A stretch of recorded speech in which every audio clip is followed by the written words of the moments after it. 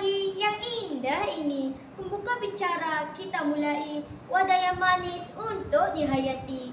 Assalamualaikum warahmatullahi wabarakatuh. Tak kenal, maka tak cinta. Izinkan saya memperkenalkan diri. Nama diberi Siti Keroto Aini Najmah binti Abdul Ghaffar. Saya dari Sekolah SKL Ketepi Selangor 1. Kod sekolah saya ialah CBA 8021. Hobi saya ialah membaca buku dan menunggang basikal. Cita-cita saya ingin menjadi seorang ustazah.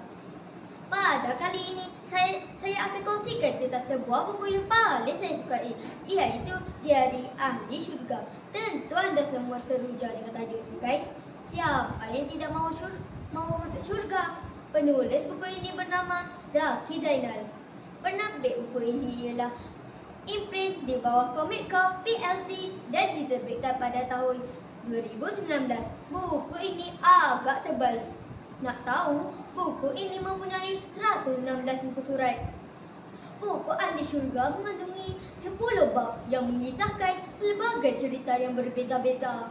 Selain itu, kekuatan utama dalam buku ini adalah gaya penulisan yang sangat sederhana dan mudah untuk saya fahami. Bahasa yang diguna juga tidak berat, tetapi memberi kesan yang sangat efektif kepada saya. Antara contoh amalan yang diterapkan dalam buku ini ialah sedekah, menjaga hubungan baik dengan keluarga. Baiklah, salah satu cerita yang saya akan sampaikan di sini ialah di dalam bab yang kedua yang bertajuk Perpisahan yang Pasti. Pepatah ada menyebut perpisahan bukanlah sebuah rahsia yang perlu dirahsiakan, tetapi sebuah anugerah dari Sang Pencipta. Cerita ini sangat menyentuh hati saya. Ia mengisahkan tentang Huda, seorang isteri kepada Ismadi yang didapati mengidap penyakit kanser. Penyakit yang ditanggungnya sangat menyakitkan, tetapi Huda seorang yang sangat kuat dan sabar dalam menempuh dugaan yang dihadapinya. Sebelum dia menghembuskan nafas terakhir, dia berusaha menyelesaikan hutang yang ditanggungnya. Huda mengakhiri hayatnya dengan tenang, seolah-olah dia dapat melihat rohnya keluar dari jasadnya. Penulis membaca menyelami hati roh yang telah mati. Dapat melihat semua orang yang disayangi di atas muka bumi ini. Pergilah Huda dengan tenang ke alam yang abadi. Kisah ini membuat saya rasa ingin membuat baik dan beramal soleh, kerana kita sendiri tidak tahu bila ajal kita akan dijemput.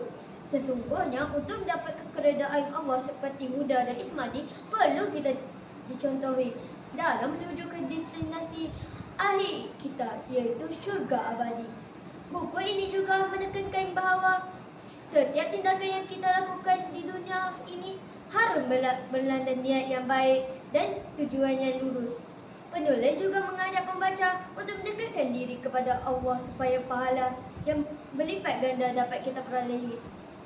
Sesungguhnya, kekuatan doa dan tawakal ini sangat penting supaya kita selalu menyerahkan segala urusan kita kepada Allah dan berdoa.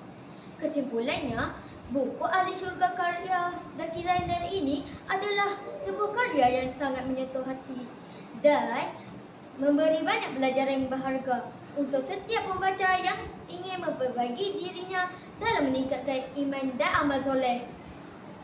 Sekian saya sudahi dengan serangkap pantun. Sungguh manis buahku ini, buah dimakan dengan lazat. Berakhir sudah bicara ini, semoga bisa memberi manfaat. Sekian, terima kasih.